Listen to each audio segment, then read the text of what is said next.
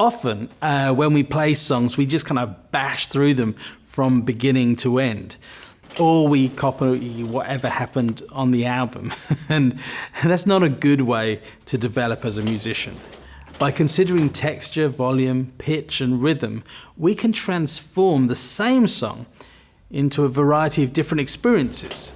I like to challenge musicians to play each song at 5 levels of intensity. Now, obviously, level 1 will be really quiet. And level 5 might be pretty loud. But that still leaves some range in the middle to experiment with. Now, how will level 3 sound, and what will make it different to level 2? Level 4 needs to be pretty intense, but still keep something back to take you up a level for level 5. And so as you begin to think about songs in this way, you can also start to think about this with your spontaneous playing too. Is our spontaneous playing always gentle and tame? You know, like we're worshipping Jesus now, so it's got to be gentle music. Or is our spontaneous playing always thundering and relentless? You know, some guys, you know, with a steel elbow strumming their guitar and just like, and you just go through it all, and there's no variation. We're worshipping the creator of everything. He's the creator of all beauty, all colour, every sight, every sound.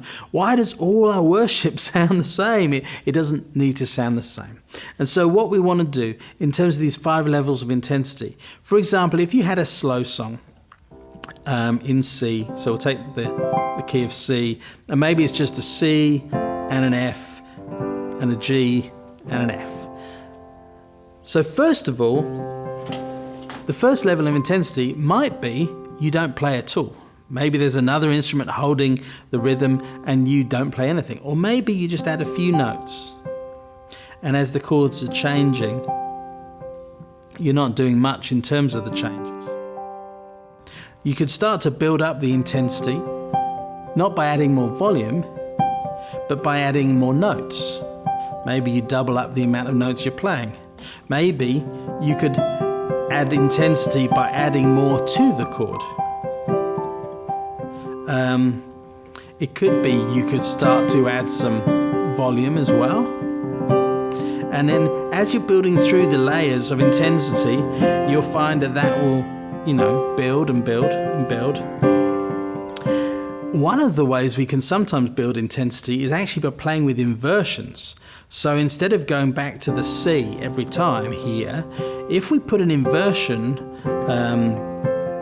on the next time round, so we played our F, we get to our G, we're starting to build with intensity, we get to the F, we know everyone's expecting the C, but now if I throw an inversion here using an E in the bass, that's pretty intense. That kind of adds a lot of drama to what's going on. And so playing with inversions, playing with the amount of notes in a chord, playing with how often you play the notes, what creates space, what creates build-up and momentum.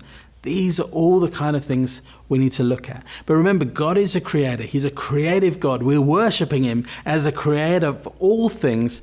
Don't let our music all be the same. Think about these different levels of intensity. When you're working with your songs or when you're playing spontaneously in the Spirit, think about what you're doing. Don't let it all be the same. Play with creativity, play with different expressions, and glorify God. Okay.